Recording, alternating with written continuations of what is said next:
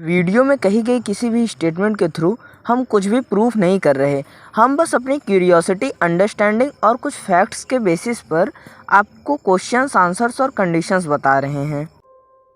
तो देवियों और सज्जनों, तैयार हो जाइए बाबा के साथ एक रोमांचक सफ़र पे चलने के लिए। सफ़र एक खोज का, सफ़र हमारे अस्तित्व को खोजने का। इस सफ़र में खोजेंगे कि हम आए कहाँ से। हम जानेंगे मानव सभ्यता को शून्य से, हम जानेंगे शून्य से भी पहले से। तो कुर्सी की पेटी बांध लीजिए और चलिए मेरे साथ हबीबी थिंग्स के इस amazing series the thirst of curiosity के पहले पड़ाव पर।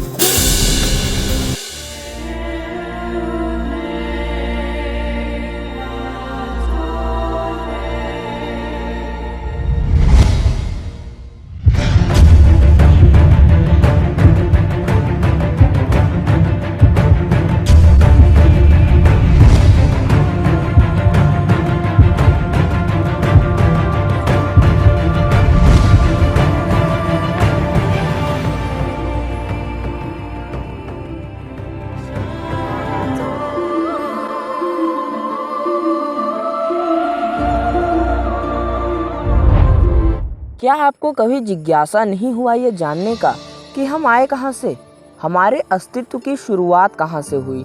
जब हम सभी को प्रकृति ने ही बनाया है तो हम इंसान और जीवों से इतने विकसित क्यों हैं? कहाँ अन्य जीव बस सर्वाइवल के लिए लड़ रहे हैं, वहीं हम इंसान न जाने क्या क्या खोज डाले हैं, न जाने किस किस क्षेत्र में विकास कर रहे हैं और न जाने किन किन मुद्दों पे आपस में लड़ रहे हैं। मानव विकास की तुलना जब किसी अन्य जीव से करेंगे तो आप सोच के ही दंग रह जाएंगे कि हम और जीवों से कितने आगे हैं।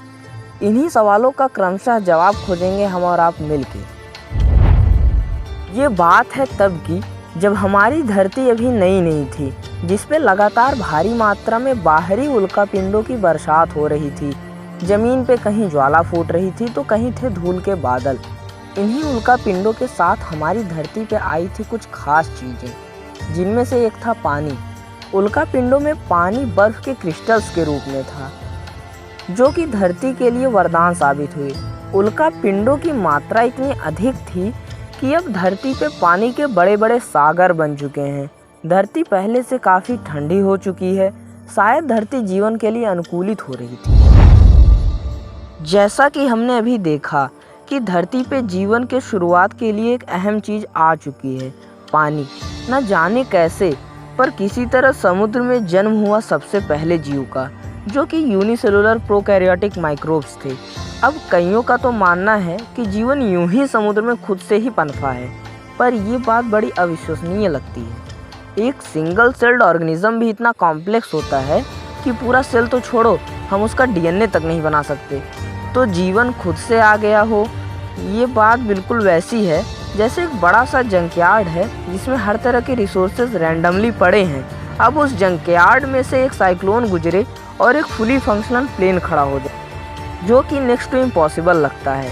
हालांकि इसका अलावा भी एक थियरी या पॉसिबिलिटी है जिसमें हम ये मानते हैं कि जिन उल्कापिंडों के सहारे धरती पे पानी पहुंचा, उन्हीं उल्कापिंडों के सहारे धरती पर लाइफ भी माइक्रोबियल फॉर्म्स में पहुँचे। हालांकि ये धरती है, यहाँ कुछ भी हो सकता है, बट यहाँ पे मैं एक इंटरेस्टिंग चीज़ बताना चाहूँगा। अगर ये एस्टेरॉयड वाली थियरी सही है तो इसका मतलब हम सब किसी दूसरे प्लेनेट से आए हुए एलियंस हैं अर्थ के लिए। भले ही हम यह ना साबित कर पाए हों कि लाइफ की स्टार्टिंग कहाँ से हुई, पर यह तो तय है कि हमारा विकास उसी एक कोशिकीय जीव से हुआ है, क्योंकि अभी तक के सभी जीव जिनका पृथ्वी पे अस्तित्व रहा है, उनका सबसे रीसेंट एंसेस्टर है ल्यूका। हालांकि ल्यूका जीवन का सबसे प्राथमिक जीव तो नहीं है, पर फिर भी हमारी जानकारी में ये उन्हीं बिगिनिंग लाइफ फॉर्म्स में से है जो कि हम सभी का एंसेस्टर था। अब इसी सिंगल सेल्ड ऑर्गेनिज्म से कई प्रकार के जीव इवॉल्व हुए। ये अपने ही नए नए रूपों को चेहरा दे रहा था। अब यही सिंगल सेल्स मिलके मल्टी सेलुलर ऑर्गेनिजम्स बना रहे थे। ये सब मिलके समुद्र को जीवों से भर रहे थे। ओशियंस मानो भर गए हों varieties of flora and fauna से। पर आप भूलिए मत, जीवन अभी भी समुद्र के अनंत गहराइयों तक ही सीमित है। अब तक समुद्री जीवों में विविधता इतनी बढ़ चुकी है कि तलहटी पे लगे पेड़ भी आ चुके हैं और सतह पे तैरने वाली मछलियाँ भी। पर ज़मीनी सतहें अभी भी बड़े जीवों से मुक्त हैं। तभी किसी ने साहस किया अपनी सीमाओं को लांघने का, समुद्र से निकल के भूमि पे आने का। ये साहसी मछली कोई और नहीं बल्कि टिकटैलिक थी, जिन फिन्स का इस्तेमाल वो पानी में तैरने के लिए किया करती थी। अब वो उन्हीं फिन्स के सहारे ज़मीन पे रेंगने का प्रयास कर रही है। उसका यह प्रयास सफल होते दिख रहा है और अब कई सालों के इवोल्यूशन के बाद ये टिकटैलिक इवॉल्व हुई बड़े 4 पैरों वाले टेरेस्ट्रियल एनिमल्स में। इन्हीं से आए रेप्टाइल्स, फिर डायनासोर्स, फिर फ्लाइंग डायनोज जिन्हें हम टेरोसोरस के नाम से भी जानते हैं। आगे चल के यही फ्लाइंग डायनोज पंछियों का रूप लेने वाले हैं। इन सब के अलावा एक खास जीव था, ब्रेसिलिडॉन, जो दिखने में एक चूहे जैसा था, 4 पैर और एक पूँछ वाला, जो अंडों के बजाय बच्चों को जन्म देता था। यही टेक्निकली हमारे अर्थ की पहली मैमल थी। ये ब्रेसिलिडॉन्स हमारे लिए इतने खास क्यों थे? जो जीव धरती पे इतने फल फूल रहे थे वो अचानक से कहाँ गायब हो गए? अभी तक इंसानों का दूर दूर तक कोई नामो निशान नहीं है, तो इनके अस्तित्व की शुरुआत कब होगी?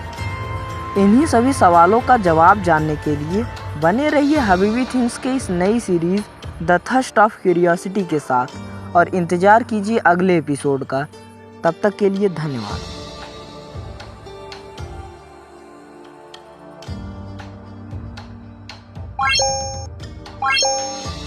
What?